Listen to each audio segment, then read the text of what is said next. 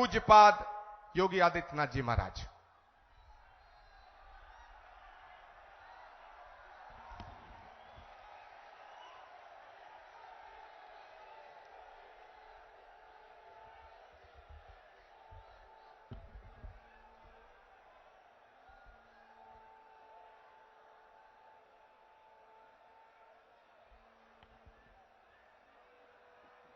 देश के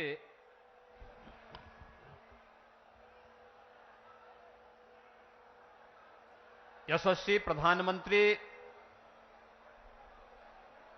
और दुनिया के सबसे लोकप्रिय राजनेता आदरणीय श्री नरेंद्र मोदी जी मंच पर उपस्थित जूना अखाड़ा के आचार्य महामंडलेश्वर पूज्य स्वामी अवधेशानंद गिरी जी महाराज,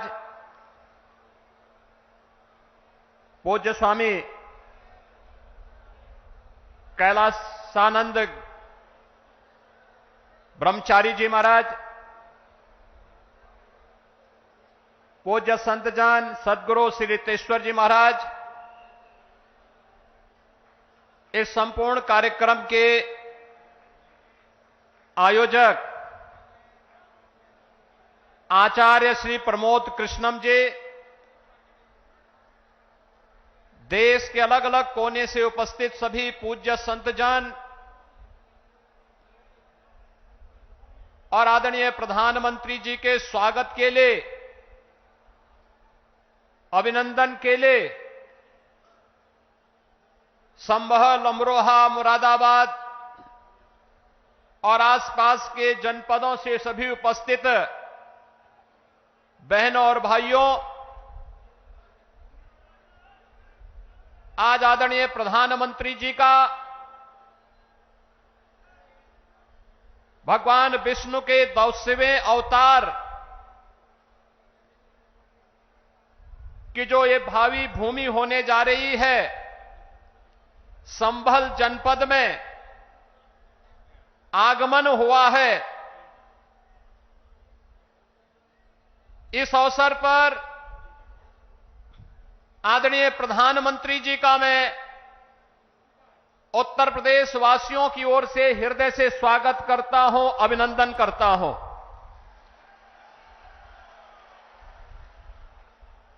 अयोध्या में 5 सदी के इंतजार को समाप्त करने के उपरांत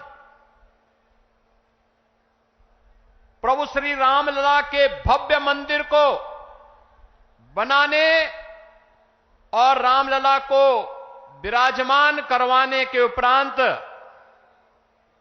पहली बार संयुक्त अरब अमीरात के अबू धाबी में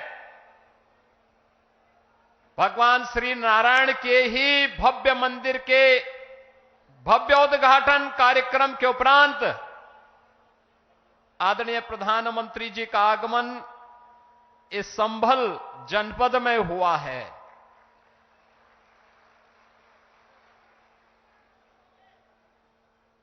बहनों और भाइयों, हम सबको इस बारे में देखना होगा। पिछले 10 वर्षों में हमने एक भारत का दर्शन किया है, एक नया भारत है, जिस नए भारत में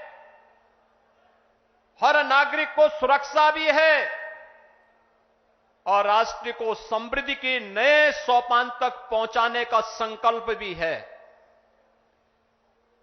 जिस नए भारत में युवाओं की आजीविका की व्यवस्था भी है, तो भारत की आस्था का सम्मान भी है। आस्था का सम्मान किस रूप में? काशी में काशी विश्वनाथ धाम, अयोध्या धाम में रामलला का पुनः विराजमान होना, केदारपुरी और बद्रीनाथ धाम का पुनरुद्धार का कार्य संपन्न होना, महाकाल में महालोक की स्थापना होना,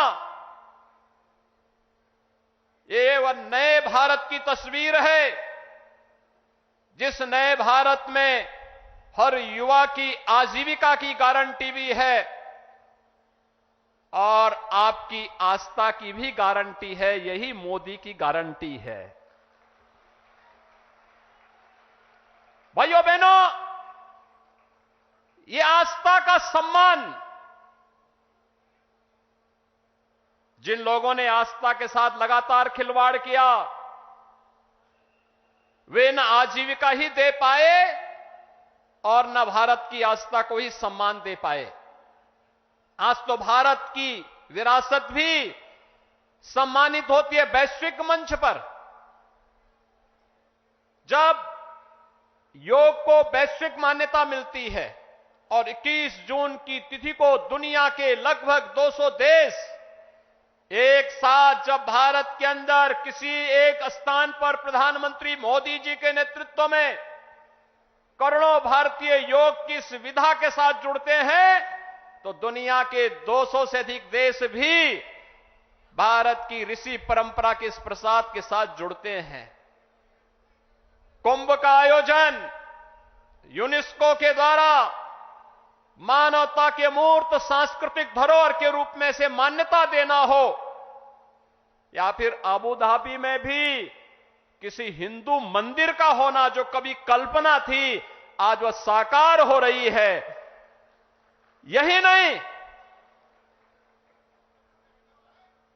भारत के अंदर जो पहले असंभव था आज वो संभव हुआ है। जो पहले नामुमकिन था आज मुमकिन हुआ है, और वह इसलिए हुआ है क्योंकि आपके पास एक यशस्वी नेतृत्व है जो भारत को समझता भी है, भारत को यशस्वी नेतृत्व भी देने की क्षमता रखता है, और वह यशस्वी नेतृत्व वैश्विक मंच पर भी पूरी मजबूती के साथ भारत के गौरव और भारत के सम्मान को बढ़ाता है। और ये हम सब इस बात के लिए गौरवान्वित महसूस करते हैं जब प्रधानमंत्री मोदी जी का सम्मान दुनिया के मंच पर होता है। पूरी दुनिया उन्हें आशा भरी निगाहों से देख रही है। जिसके लिए भारत भारत कहलाता था, आज आजादी के बाद पहली बार 140 करोड़ की आबादी का भारत इस चीज को महसूस कर रहा है। आज सीमाएं सुरक्षित हुई हैं, तो भारत के अंदर भी हर तबके का व्यक्ति अपने आप को सुरक्षित महसूस करता है। ये संबल क्षेत्र हम सब जानते हैं, यहां पर खेती किसानी के साथ ही इस पूरे क्षेत्र के विकास को लेकर के यहां की कारीगरी और हस्तशिल्प को भी प्रधानमंत्री मोदी जी ने आगे बढ़ाने का काम किया। पीएम विश्वकर्मा योजना के माध्यम से जो पहले यहां पर तकनीक नहीं थी, आज कॉमन फैसिलिटेशन सेंटर बना करके संभल जनपद के अंदर भी बटन बनाने की परंपरागत व्यवस्था को नई तकनीक के साथ जोड़ करके वन डिस्ट्रिक्ट वन प्रोडक्ट और पीएम विश्वकर्मा के माध्यम से आज वह भी वैश्विक मंच पर चीन को प्रतिस्पर्धा दे रहा है। मुरादाबाद का ब्रास का आइटम हो या अमरोहा का ढोलक, यह एक नई पहचान के साथ आगे बढ़ रहा है। ये चीजें पहले भी थीं, लेकिन जिस निराशा और हताशा में थी, आज इस नए भारत में एक गरीब को मकान भी मिल रहा है, तो इंफ्रास्ट्रक्चर के बड़े बड़े कार्य भी हो रहे हैं। संभल जनपद में गंगा एक्सप्रेसवे पूरी मजबूती के साथ बन रहा है और यहां पर औद्योगिक क्लस्टर भी विकसित होने जा रहा है। आने वाले समय में संभल से प्रयागराज की दूरी, और 2025 में जब प्रयागराज कुंभ होगा, हमारा प्रयास होगा, उस समय डबल इंजन सरकार का प्रयास है कि उस समय प्रयागराज में गंगा एक्सप्रेसवे से पश्चिमी उत्तर प्रदेश और देश के अन्य भागों के लोग प्रयागराज पहुंचे। प्रयागराज की दूरी को न्यूनतम करने की दिशा में यह एक नया प्रयास प्रारंभ हो रहा है और गंगा एक्सप्रेसवे इसके लिए आपके लिए तैयार होने जा रही है। यह जो कुछ भी हो पा रहा है, चाहे वह अच्छा इंफ्रास्ट्रक्चर का हो, चाहे वह मुरादाबाद का बहुत शीघ्र प्रारंभ होने वाला एयरपोर्ट का हो, चाहे वह हस्तशिल्पी और कारीगरों के सम्मान का हो, चाहे वह नौजवानों के रोजगार का हो, और चाहे किसानों के आमदनी को कई गुना बढ़ा करके उनके जीवन में परिवर्तन करने का हो। ये सभी कार्य ये नए भारत की एक नई पहचान बन रहे हैं और ये संभव हुआ है आदरणीय प्रधानमंत्री जी के यशस्वी नेतृत्व के कारण। आज प्रधानमंत्री जी का आगमन इस भगवान विष्णु के 10वें अवतार के रूप में भगवान कल्कि, जिन्हें भारत के शास्त्रों ने, चाहे वह महाभारत हो, श्रीमद् भागवत महापुराण हो, स्कंद पुराण हो, विष्णु पुराण हो या अन्य जितने भी ऐसे महत्वपूर्ण शास्त्र हैं जिनका बहुत स्पष्ट कहना है कि कलयुग और सतयुग की संधि काल में, युगाब्द के अंत में भगवान कल्कि का अवतार अवश्य होगा और इस धराधाम में पुनः सनातन धर्म की स्थापना का जो कार्य उस समय अधूरा रह गया है वह उनकी कृपा से संपन्न होगा।